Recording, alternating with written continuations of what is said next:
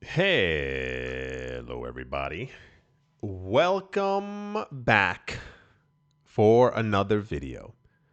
Hope you're all doing well. How is everyone out there doing? What's new? What's happening?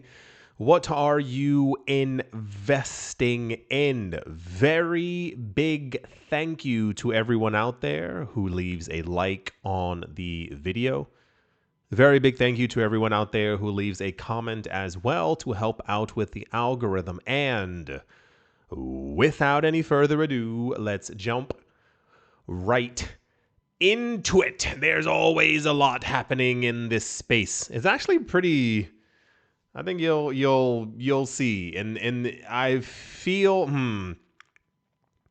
like we've kind of like jumped over something, like whether it be a hump or something has kind of shifted mentally within people within the space. But regardless of what it is, the optimism doesn't stop flowing in this market. And I think that's personally something to be appreciative of, irrespective of what might be happening, whether here or outside the market.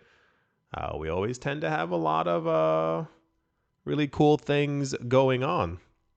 Yeah, this one should come as absolutely no surprise to anyone as we continue moving forward, not only in life, but also in the cryptocurrency market in this year. Expectations have not really fallen for what people are expecting to see over the course of this cryptocurrency cycle. That is to also say, if we are still in a cycle, if you've been seeing as well the growing call of a lot of people and analysts and companies has kind of risen even further and has gotten louder with the idea of this cycle like not being a normal cycle. Basically, that prices would, in essence, kind of continue moving up slowly over the course of realistically a multi-year period. This is what people keep saying, and that apparently the 4-year cycle is currently broken. It says a classic Bitcoin price chart pattern is putting Bitcoin at 170,000 up to $360,000 this cycle. Spot Bitcoin ETF posts the biggest inflows in months as institutional demand has rebounded. There was, and I'll say it to you in this direction, there are a lot of days. If you haven't been here, it's understandable. There's always a lot going on. We have some days where, for instance, the news will be $300 million worth of inflows into Bitcoin ETFs. Cool, understandable. The next day, we'll have something like major outflows from Bitcoin and Ethereum ETFs. Should we be afraid? The actual numbers end up being that 221 million were the number of inflows, but $36 million were the outflows. So people were buying into the ETFs, but at the same time, 30 or so odd million dollars were sold off. If this sell-off is higher than the 2 million that might have sold off, sold out, exited the ETFs the day before, the news then becomes very negative. So whenever these numbers kind of, not even inverse, if we just get more of a bigger, giganticer, shiny number for inflows, and the outflows ends up being 2, 3, 4, 5, 6, 7 million, then it doesn't make scary news. So yeah, I'm sure you've seen it. We've had weeks recently where there was news that there was just one a couple days ago that I saw something about Ethereum outflows, and people were like, I can't believe it. Ethereum's done for. I think it was almost, if I remember correctly, I think it was almost $500 million worth of inflows to the Ethereum ETFs within the United States over the course of a week. It was something along those lines. But I think the outflows over the course of the week were also like, I think 70 or 80 million. And, that was the scariest, that there were outflows at all. People are really interesting. Bitcoin price action has painted two inverse head and shoulders patterns on the weekly time frame, which hint at Bitcoin's super cycle ignition to $360,000, according to analysts. If you weren't here, we've had a lot of Bitcoin Godzilla, Omega, Super Power Ranger candle news, where there's like I said, there's the expectation that this cycle that we question mark are still in is going to be the same as other ones as we've had before.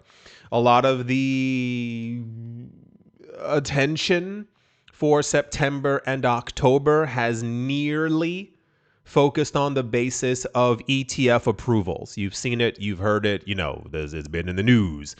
The other side of that coin, I guess, longer coin, has to do with November and December. November and December are typically the months that we've seen in the past for the other cycles where cryptocurrency prices end up hitting those really crazy numbers.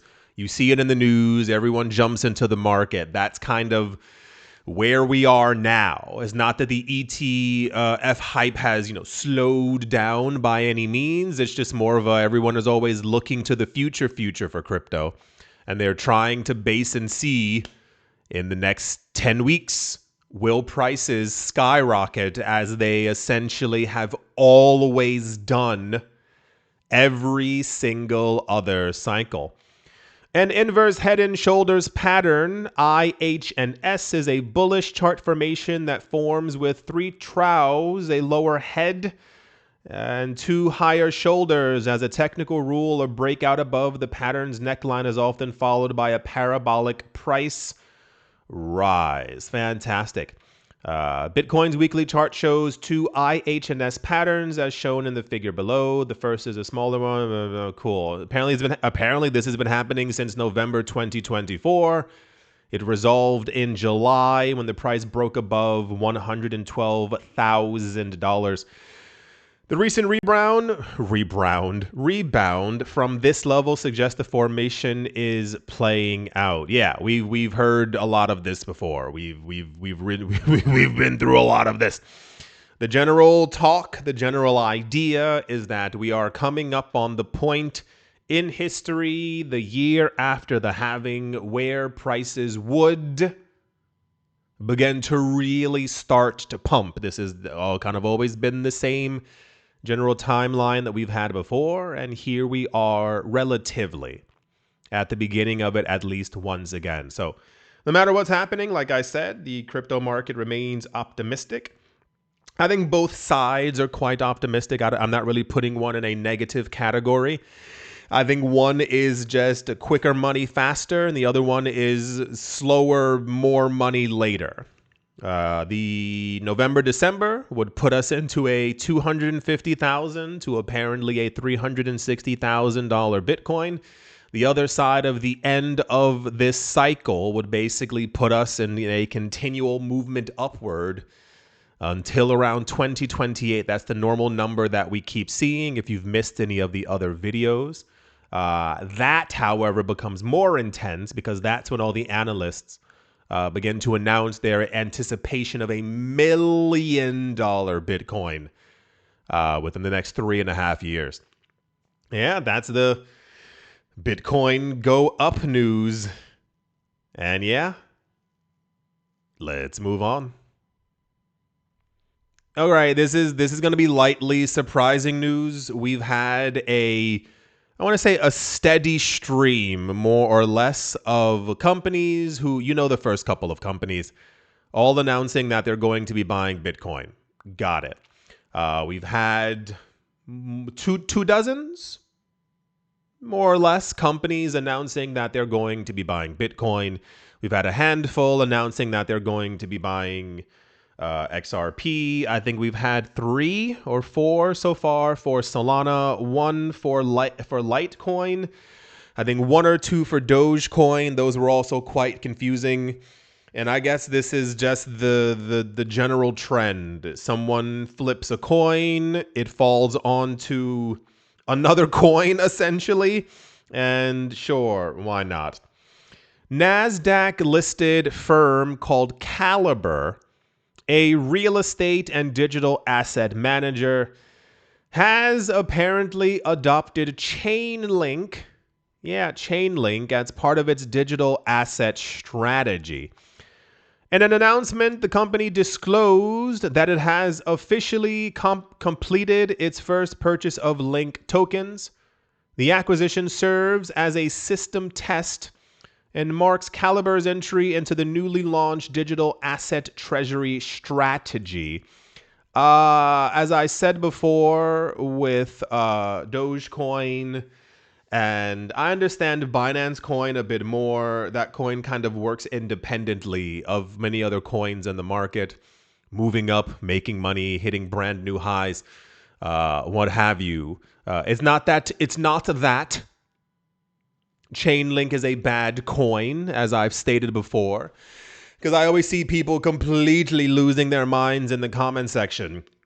Should I mention anything remotely negative about a coin that happens to be in the news? No, the issue is, my friends, as I've said before, and I'll put it to you this way.